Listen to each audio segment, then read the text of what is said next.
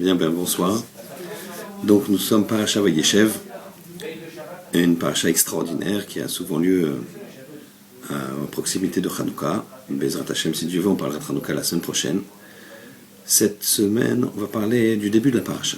Au début de la paracha, on voit que Yaakov entend des propos de Yosef que la Torah qualifie de dibatam ra, de paroles ra mauvaises. Rashi et différents commentateurs nous disent que ces paroles étaient les suivantes. Yosef rapportait trois choses négatives sur ses frères. Ses frères, en l'occurrence les fils de Léa.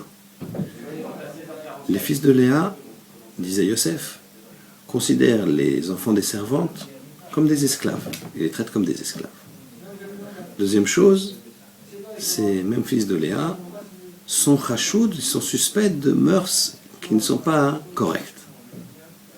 Et troisième chose, il disait qu'il mangeait aussi de Hever Minachai, d'un être, d'un membre d'un animal vivant.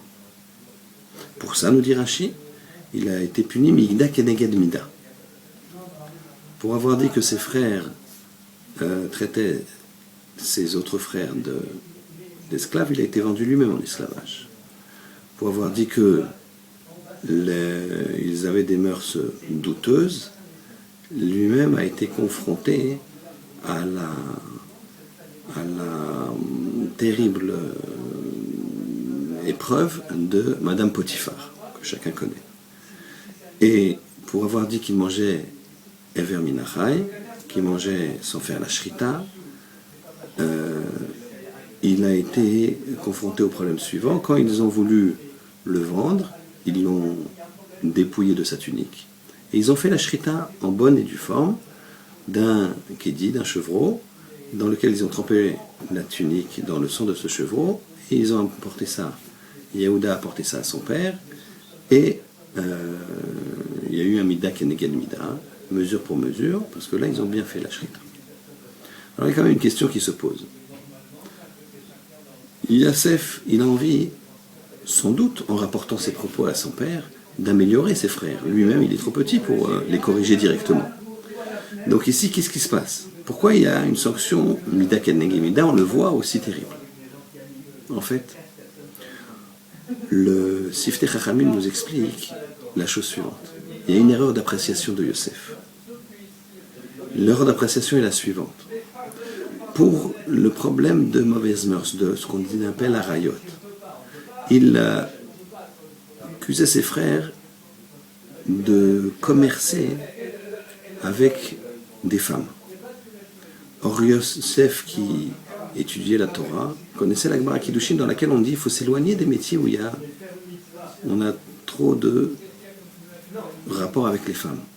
Pourquoi on peut être amené à la faute? Mais ce n'est pas interdit formellement, surtout quand il y a des barrières. Et c'est ce qui se passait. Donc l'accusation n'était pas portée à bon escient. La deuxième chose, pour Ever Minachai, c'est qu'il y a un principe qui est le suivant. Quand on fait la shrita d'un animal, une vache par exemple, et qu'il y a un veau à l'intérieur, et que l'animal, le veau sort de la vache, mais après que la shrita a été faite.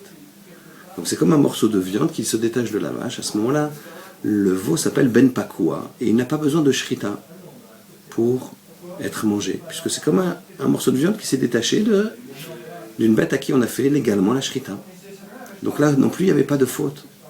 C'est que des rabanan, plus tard à cause de Marataïn, qu'on a empêché ça. Qu'on a empêché de tuer n'importe comment, et qu'on a demandé à faire la shrita même du Ben Pakua. Et pour le principe qu'il a fait, il accusait ses frères de traiter les frères des servantes et des esclaves. Là aussi, c'était une erreur d'appréciation, puisqu'en fait, eux, ils considéraient juste qu'ils avaient un statut qui était tel qu'ils devaient respecter Léa en tant que leur mère, comme la matriarche importante par rapport à la famille de Yaakov Avinu. Donc ici, on voit quoi? Que Yosef a été entre guillemets puni, mida keneged mida, mesure pour mesure, mais de façon extrêmement sévère. Pourquoi cette sévérité? Bien sûr, Yosef c'est un tzaddik, mais surtout pour nous montrer à nous que les choses ne sont pas si simples qu'on croit. Qu'il faut faire très attention à notre propre jugement, nos propres paroles. La Torah, elle est faite pour être bien comprise. Nos avot, ils sont là pour nous donner des exemples. On doit s'inspirer de nos avot pour être médaillek, faire très très attention à ce qu'on voit, comment on l'interprète, et comment on le rapporte, et comment on juge l'autre. Qu'Hachem fasse qu'il nous aide dans notre jugement, que ce soit un jugement vrai, de vérité, que cette vérité nous apporte la sensation d'une grande simra et d'un grand rapprochement avec Akadosh Baruch Hu. Shabbat Shalom.